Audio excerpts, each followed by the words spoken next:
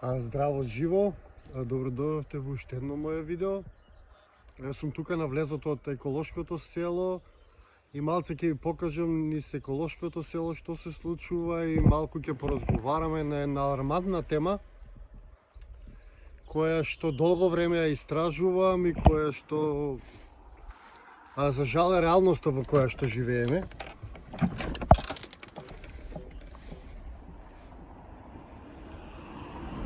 Бубачка одма си слета.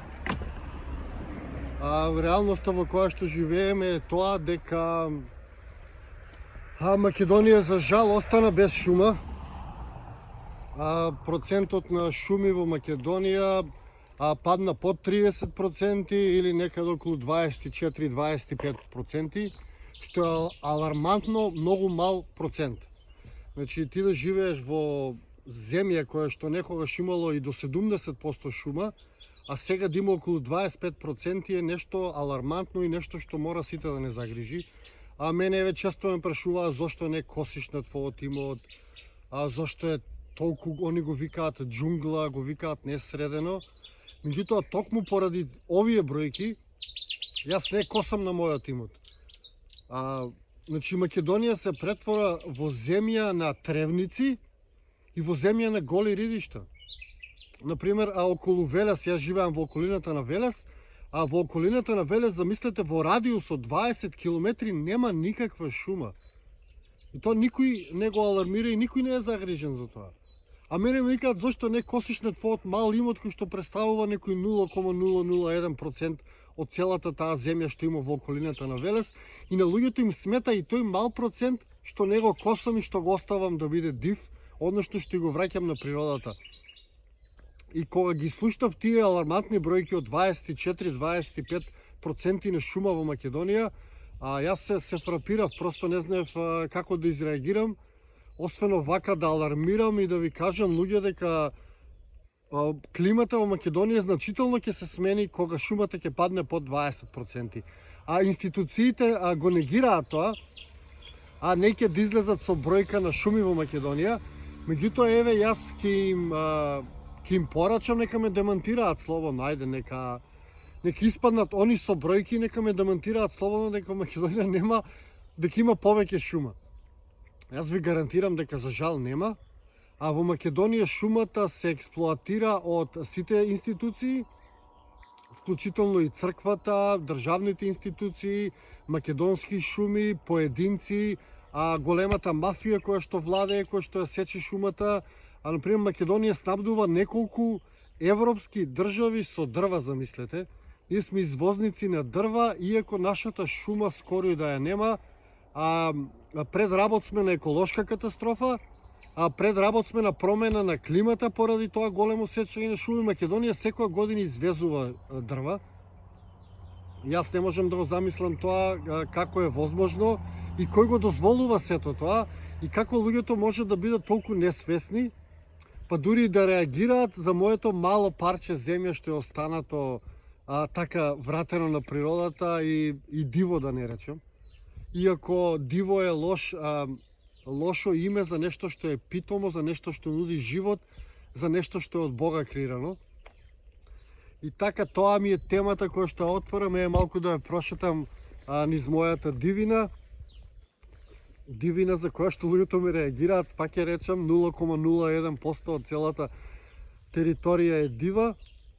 Ова е моето парче земја.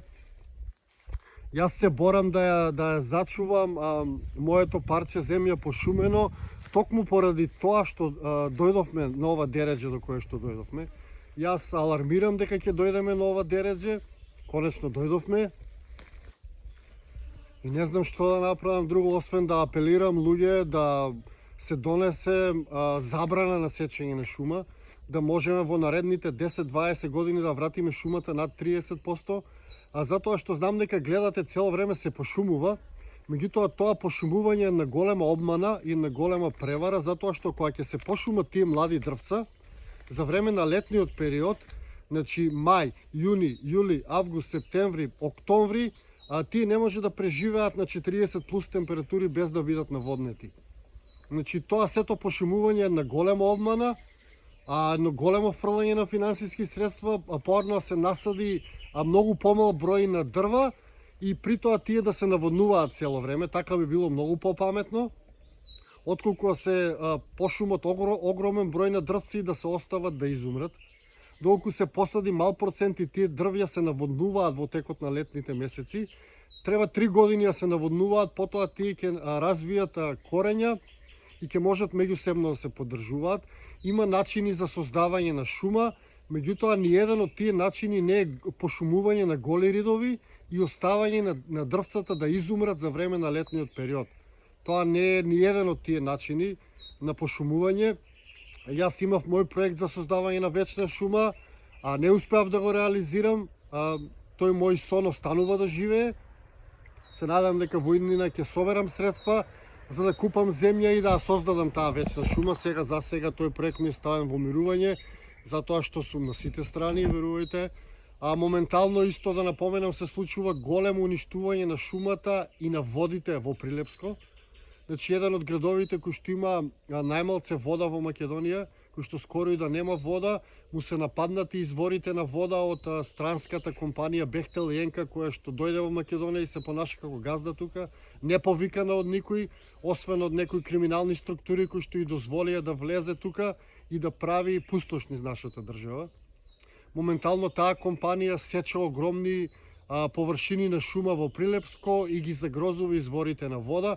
Тоа е само еден пример кој што случува моментално, иако има отворено во Македонија можеби над 800 сечи на дрва моментално. Во Македонија не само освен шумите се уништуваат и реките, моментално се градат над 100 хидроцентрали, мини хидроцентрали кои што немаат никаква цел освен да уништат околната шума и самите реки. Тоа се тие податоци кои што се факти, кои што не може да се скријат, меѓутоа верувајте дека има многу други работи кои што не ги гледаме, а кои што се прават. Значи, земја што ќе остане без шума и без вода, таа земја е ненаселлива веќе и тие луѓе не може да живеат повеќе таму. И главна цел на целата таа, како да наречам, акција или агенда на уништување на македонските шуми е токму тоа да се депопуларизира Македонија, односно луѓето освен од економски да не можат и од природни причини да живеат во Македонија, односно Македонија ќе стане толку загадена што нема да може да се живее во неа. Еве јас ви предупредувам на тоа, не е ова видео такво видео како што сте навикнати да гледате.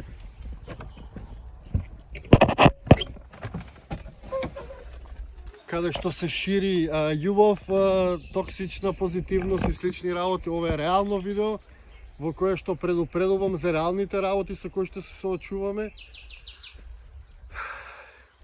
И тоа е тоа, значи процентот на шуми во Македонија е алармантно низок. Ние сме пред оној рап на истребување на шумите или исчезнување и мора нешто да превземеме. И еве, да ви снимам дел од мојот мал рај, односно парчето земја кое што јас го оставам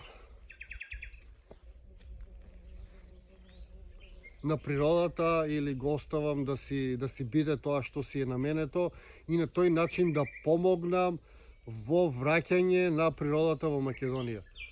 Значи, еве, јас преку мој пример, преку пошумување на моето мало парче земја и оставање на природата да си биде слободна и дива, допринесувам во зголемување на процентот на шуми во Македонија, во зголемување на процентот на чист воздух што го дишиме во Македонија и секако зачувување на многу видови кои што се наоѓаат живот или имаат дом во тоа што вие го викате дивина или зеленило или густеш. А ова што гледате зеленило насекаде, тоа е дом на многобројни инсекти, на многобројни влекачи, дрвјата се број на голем број на птици, дом на голем број на птици и така натаму. Значи, ова зеленило што вие го косите и го уништувате за некој е дом и представува единствено место каде што може тие да обстојат. И ако ги земеме сите работи во предвид, тоа дека Македонија останува без шума, тоа дека Македонија се уништува секојдневно, веќе се уништува секој час Македонија. Значи, нивото на сечење на шуми е секој час. Мислам дека најмалце што може да направиме е да алармираме и тоа парче земја што го имаме да не го косиме и колку што можеме повеќе да го пошумиме. Значи, единствено преку правилен начин на живот и собствен мал пример можеме да помогнеме на оваа ситуација, во ова премрежје кое што се наоѓа Македонија и сите заедно да испаднеме како победници и да си ја вратиме Македонија онаква како што ја знаеме Македонија, каква што ја наследивме од нашите предци, а тоа е жива, богата и светла земја. Поздрав и се гледаме во некое мое наредно видео или некаде на улица низ нашата преубава Македонија. До тогаш останете ми во добро и се гледаме.